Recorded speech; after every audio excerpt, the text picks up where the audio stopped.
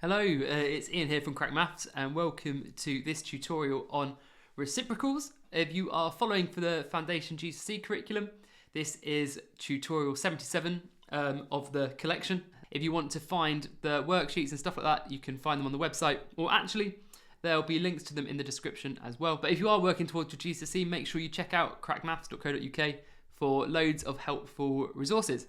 Okay, right, so in this video we are looking on the topic of reciprocals, and that features questions like the ones that you can see on the board. If you want to have a quick pause of those and have a look through and see if they are something that you need help on or you don't. And if you don't, congratulations, you're free to go look at something else. Right, so let's get started on looking at what are reciprocals. So the word reciprocal refers to when a number is turned upside down. And in which case, let me show you what I mean. So say, for example, I had a fraction, and let's say my fraction was 2 over 3. The reciprocal of this fraction is going to be 3 over 2. And so that's what I mean when I say the reciprocal is the number turned upside down. So if 2 over 3 is our number, its reciprocal is 3 over 2. Now, the common question that you actually get about reciprocals in the GCSE exam is, what is the reciprocal of 2 over 3? And in this case, what you would say, the answer that you would give is 3 over 2. But let's look at another example. So let's say instead of 2 over 3, I had 5 over 7. The reciprocal of 5 over 7 would be 7 over 5. And that's that, really. I can see you thinking, but surely this topic must get harder than that. Well, it does a little bit because we start involving decimals and fractions and stuff like that. So stick with me as we go through it, because I'm going to show you a few more situations that you might be faced with. So let's have a go at one more fraction one, and then we'll look at a whole number, and then we'll look at a decimal, and then we'll look at some stuff in context. So let's say this time I'm going to give you the fraction 1 over 9. So have a think, what do you think the reciprocal of 1 over 9 would be? Well, hopefully you guessed it, it's 9 over 1, because all I'm doing is I'm putting the number that was on the bottom on the top, and the number that was on the top on the bottom. So this is the number, and this is the reciprocal.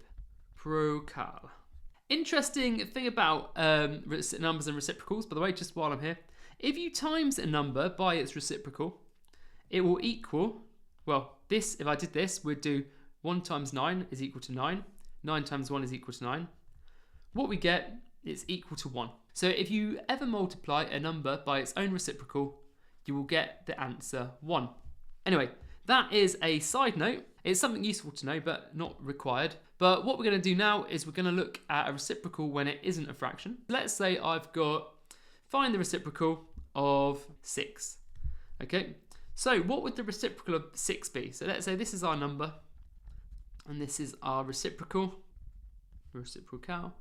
Okay, well, the reciprocal of 6 is going to be 1 over 6. And that is because every number is secretly a fraction over 1. So we've done exactly the same thing, we just weren't aware of the 1 when we did it. Let's have a look at another one. Let's say we've got 5 this time. So what would the reciprocal of 5 be? Well, the reciprocal of 5 would be 1 over 5. Right, how about the reciprocal of 10?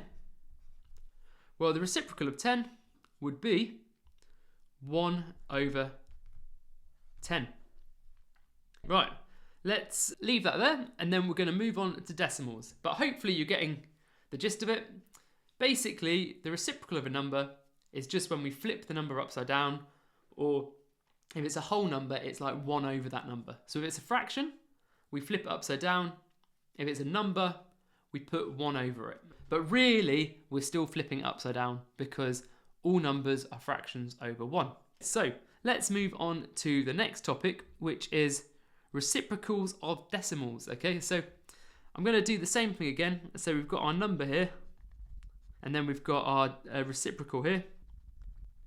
Okay, and this time let's start with a decimal that we all know, 0.5. So 0.5 is going to be the reciprocal of 0.5, okay? Remember, it's really like 0.5 over 1. So the reciprocal of 0.5 will be 1 over 0.5. But we aren't allowed to leave it like that because we cannot have a decimal inside our fraction. Let me get rid of this bit here. So what we have to do is we have to either simplify it or multiply it by something to get rid of this decimal. So if I've got 1 over 0.5, I can see that if I times both of these by 2, that equals 2 over 1. So therefore our reciprocal of 0.5 is 2 over 1, which is actually more commonly known as 2, which would be the final answer that they would expect to see. Now this makes sense as well, because if we think about 0.5, 0.5 was actually a half. So if I said here, if my original number was a half, and we're wondering what the reciprocal of that was, well, remember, to find the reciprocal, we switch the numbers round. The reciprocal is going to be 2 over 1. Okay, so it all ties in with our idea that we can use fractions, decimals, percentages interchangeably. So there we go. Let's have a look at another decimal though. Let's say this time we're going to take 0.7. So for the purpose of the reciprocal, remember, it's kind of like we're thinking about 0.7 over 1. So at our first instance, the reciprocal is going to be 1 over 0.7.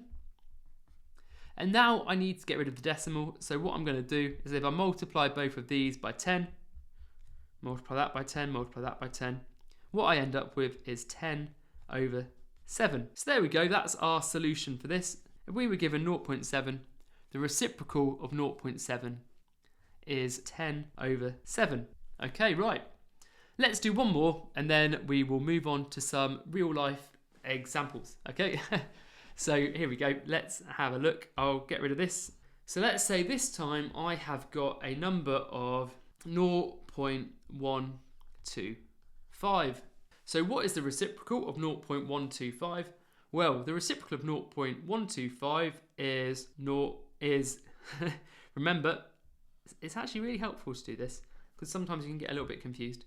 The reciprocal of 0.125 is actually 1 over 0.125. And then we need to sort this out so that it's no longer like this. So I know that 2 5s double nicely, so I'm just going to double this to start off with. And in fact, I know that 125 times by 2, I think this is going to give me 0.25. Okay, so if we double this, again, we get 4 over 0.5. And if we double it again, we get 8 over 1. And so therefore, I know the reciprocal of my number is going to equal 8. So if my number is this 0.125, 8 is its reciprocal. And that actually means that 0.125 is probably equal to 1/8, because that would make sense of that. Because remember, if we have the fractions, the reciprocals are the numbers just flipped upside down. So you're never going to get in trouble for leaving this over 1 there, but really the answer you'd normally just write would be 8. Let's now have a look at how this relates to questions in context, because it's actually pretty good. So let's say, for example, a car travels at 5 miles per hour. Now what we can do here is use the reciprocal to find out how much of an hour it takes to drive 1 mile. Okay, right, so here we go. That's just a question I was thinking about here. So a car travels at 5 miles per hour. Use the reciprocal to find out how much of an hour it takes to drive 1 mile. So let's just write this out here. We've got 5 miles per hour means that 5 miles is the distance travelled in 1 hour. Now what we can do is we can remember from our direct proportion that if we divide this by 5, we get 1 mile. Okay, and if we divide this by 5, we get 1/5 of an hour. Okay, so here we go. Look, this is the miles being the subject, and this is hours being the subject. So what we can see is when we've changed those round, so when hours was the subject and miles was the subject, what we've got here is we've got the reciprocals. So we've got 5 miles, 1/5 of an hour. Okay, so therefore we can kind of see how the reciprocal is useful actually just for kind of like a standard rearrangement. Let's think about something else that we could have this with. So what we could do is, let's say 10 oranges weigh 1 kilo use the reciprocal to find out how many kilos 1 orange is. Okay, so here we go. If 10 oranges weigh 1 kilo, use the reciprocal to find out how many kilos 1 orange is. Okay, so we just write the reciprocal down. 1/10 of a kilo. Okay, and that'll be the answer. So if we know that 10 oranges weigh 1 kilo, then 1/10 of a kilo is the weight of 1 orange. And let me show you again with the direct proportion method, and then we'll move on to the examples. So what we'd have is 10 oranges equal 1 kilo. Okay, divide by 10, so we get 1 orange. And then we've divided this by 10 as well, so that'll be 1/10 of a kilo. Right, now let's move on to the examples. So here we go, example question 1. It's work out the reciprocal of 10. So that will be 1/10. Example 2 is work out the reciprocal of 2/7. So that will be 7/2. Example 3 is to work out the reciprocal of 0.3. So that's going to be 1/0.3. And then if I multiply both these by 10, that will be 10/3. And then lastly, example 4, and this tells us here that a worker finishes 2.5 jobs in 1 hour.